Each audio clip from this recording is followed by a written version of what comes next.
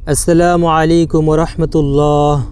প্রিয় দর্শক মণ্ডলী, আজ আমরা জানব বুখারী শরীফের একটি সহিহ হাদিস থেকে রসুল সাল্লাল্লাহু আলাইহি ওয়াসাল্লামের অলৌকিক মোজেজা সম্পর্কে। হাদিসটি আবু হুরাইরা রাদিয়াল্লাহু তাআলা আনহা থেকে বর্ণিত হয়েছে। তিনি বলেন, একদা আমার খুব খিদে পেয়েছিল, কয়দিন হলো খাই না। মসজিদে পড়ে আসি, রসুল সাল্লাল্লাহু আলাইহি ওয়াসাল্লামের কাছে হাদিস শুনি, কাজকাম করতেও মন চায় না, খিদেও খুব লাগছে। খিদার যন্ত্রণা সহ্য করতে না পেরে আমি রাস্তার পাশে গিয়ে বসলাম, যেখান দিয়ে লোকজন নবীজির মসজিদে যাবে। ভাবলাম যে কোনো বড়লোক সাহাবি, সচ্ছল সাহাবি গেলে সালাম কালাম দিয়ে মুসাফা করব। এতে কেউ যদি আমার চেহারাটা দেখে বুঝে যে আমার খুব খিদে লেগেছে, যদি একটু দাওয়াত দিয়ে বাড়ি নিয়ে যায়। যাই হোক, অতঃপর দেখলাম যে আবু বকর রাদিয়াল্লাহু তাআলা আনহা আসতেছেন। তিনি আমার পাশে আসলে আমি তাকে সালাম দিয়ে জিজ্ঞাসা করলাম, ভাইজান, এই যে আল্লাহ কোরআনে এই কথাটা বলেছেন, এটার তাফসির কি হবে? এই হাদিসে আবু হুরাইরা রাদিয়াল্লাহু তাআলা আনহা আবার বলেছেন, আসলে তাফসির শোনা আমার উদ্দেশ্য ছিল না। ভাবলাম দুই একটা কথা বললে যদি উনি বলেন যে চলেন বাসায় যাই, বাসায় গিয়ে যদি এক কাপ দুধও খাওয়ায়, তাও তো খিদেটা একটু যায়। না, আবু বকর রাদিয়াল্লাহু তাআলা আনহা কথা বলে চলে গেলেন। আমার কি অবস্থা উনি খেয়াল করলেন না। একটু পর দেখি উমর রাদিয়াল্লাহু তাআলা আনহা আসলেন। আমি তাকেও সালাম দিয়ে একই কথা জিজ্ঞেস করলাম যে, ভাইজান, আল্লাহ কোরআনে এই কথাটা বলেছেন, এর ব্যাখ্যা কি হবে? উদ্দেশ্য ব্যাখ্যা না, উদ্দেশ্য ছিল যদি একটু ঘরে নিয়ে অন্তত একটু কিছু খেতে দেয়। না, উনিও চলে গেলেন কথা বলে। আমার যে কি দুরবস্থা সেটা উনিও বুঝতে পারলেন না।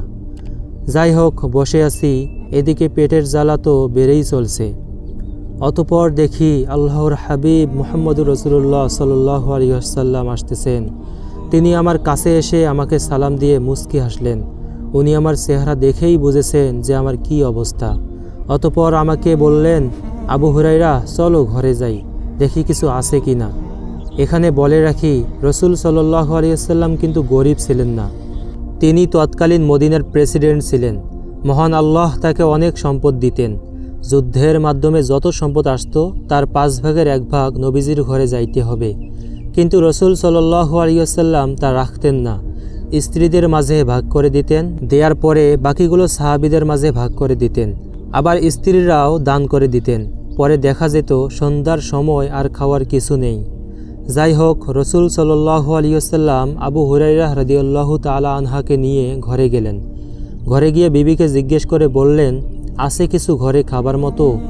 বিবি বললেন, ইয়া রাসূলুল্লাহ সাল্লাল্লাহু আলাইহি ওয়াসাল্লাম, অমুক আনসারী সাহাবী 1 বাটি দুধ দিয়েছেন আপনার জন্য হাদিয়া। আবু হুরাইরা শুনে খুব খুশি যে কিছু হয়তো পেটে যাবে।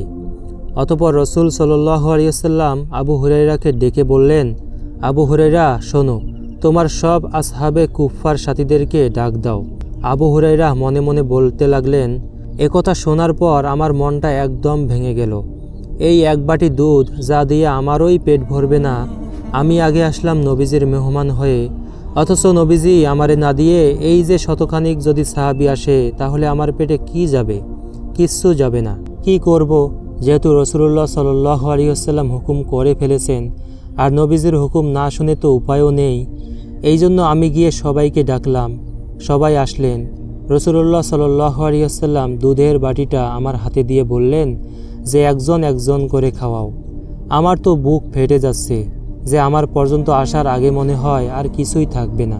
তো আমি একজনকে দিলাম, উনি খাইলেন, বাটিটা ফেরত দিলেন। আরেকজনকে দিলাম, খেয়ে আবার আমাকে বাটিটা ফেরত দিলেন। কিন্তু আমি দেখলাম যে দুধের বাটি থেকে দুধ একটুও কমছে না। সুবহানাল্লাহ। এইভাবে সবাই দুধ পান করলেন। এইদিকে রসুল সাল্লাল্লাহু আলাইহি ওয়াসাল্লাম আমার দিকে তাকিয়ে শুধু মুস্কি মুস্কি হাসছেন। শেষে সবাই খেয়ে চলে গেল। এরপর রসুল সাল্লাল্লাহু আলাইহি ওয়াসাল্লাম বললেন, আবু হুরাইরা, এখন তো বাকি রইলাম তুমি আর আমি, তো তুমি খেয়ে নাও আগে, তারপর আমি খাবো। আবু হুরাইরা রাদিয়াল্লাহু তাআলা আনহা খাইলেন।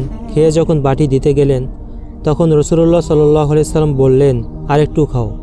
আর একটু খেয়ে যখন আবার বাটি দিতে গেলেন, তিনি আবার খেতে বললেন। অতঃপর তিনি কয়েকবার খাওয়ার পরে বললেন, ইয়া রাসূলুল্লাহ সাল্লাল্লাহু আলাইহি ওয়াসাল্লাম, আল্লাহর কসম, পেটে আর জায়গা নেই।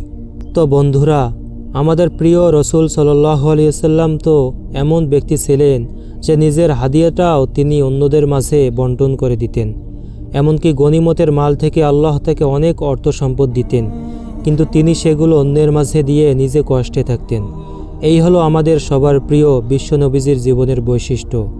মহান আল্লাহ আমাদের প্রিয় রসুল সাল্লাল্লাহু আলাইহি ওয়াসাল্লামের শ্রেষ্ঠ উম্মত হওয়ার তৌফিক দান করুন, আমিন।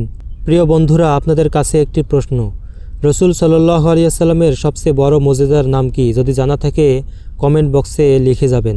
প্রিয় দর্শক, ভিডিওটা ভালো লাগলে প্লিজ একটা লাইক করবেন আর বন্ধুদের মাঝে শেয়ার করতে ভুলবেন না। ধন্যবাদ।